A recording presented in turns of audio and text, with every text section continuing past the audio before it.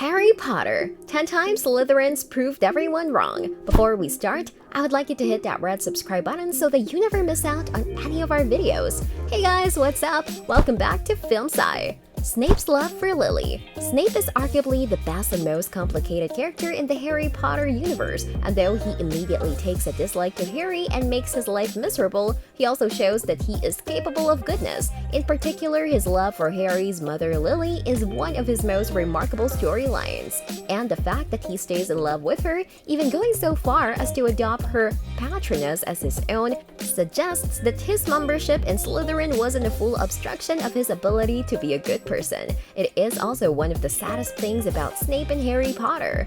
When Narcissa saved Harry, of all the wizarding families that appear in the books and the movies, there are few with as bad a reputation as the Malfoys, who view everyone including Harry with contempt.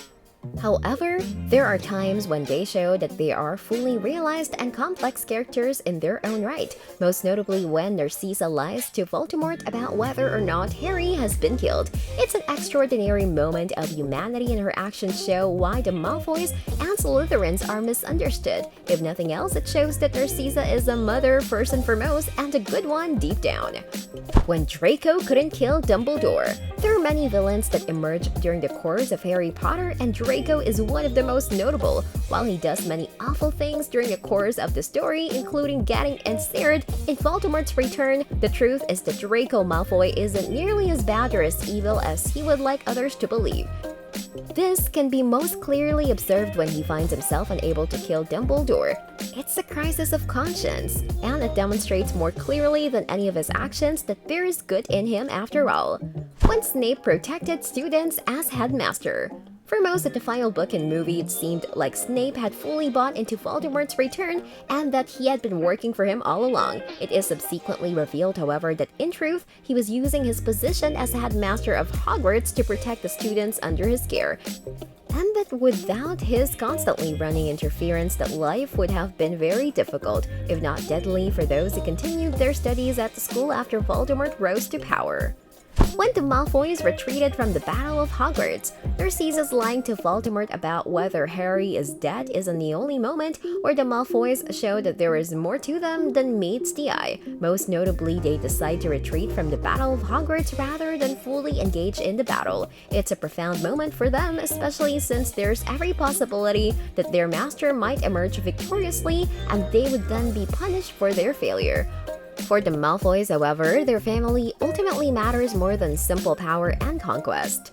When Andromeda Tonks married a Muggle and worked with the Order. One of the hallmarks of Slytherin is its contempt for those who are Muggle-born, and many of the proudest and purest families are sorted into that house and adopt this attitude. One notable exception is Andromeda Tonks, who not only married a Muggle but also worked with the Order, as did her daughter Nymphadora Tonks. As with so many of the other exceptional Slytherins, this demonstrates that there are members of Slytherin who are both willing and able to work against the dominant attitude, and that they shouldn't be so easily written off.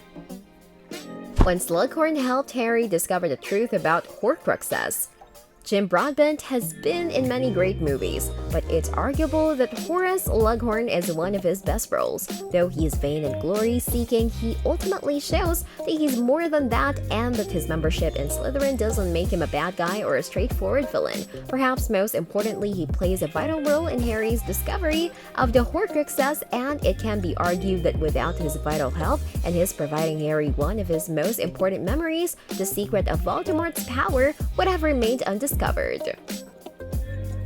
When Leta Lestrange sacrificed herself. There are many brave Slytherins in Harry Potter, and arguably, Leta Strange is one of the most courageous. Even though she was sorted into Slytherin, she didn't allow that to keep her from doing her best to fight against the rise of Grindelwald. But even before this, she had shown that she was willing to work closely with the Ministry of Magic. Most notably, she sacrificed her life to save others. At first glance, this would seem to go against the very ethos of Slytherin, but it shows that its members are capable of sacrifice for those they love. When Regulus Black gave his life trying to destroy the Horcruxes. Though Sirius Black is the most important member of his family to appear in the series, it is also true that his brother Regulus though largely unseen, is a pivotal character. Though he is sorted into Slytherin and became a Death Eater, he later became one of those who notably fought against Lord Voldemort and set out to destroy his Horcruxes. More than anything else, this demonstrates that the members of Slytherin have it in themselves to do the right thing, even if that means going against one of their own.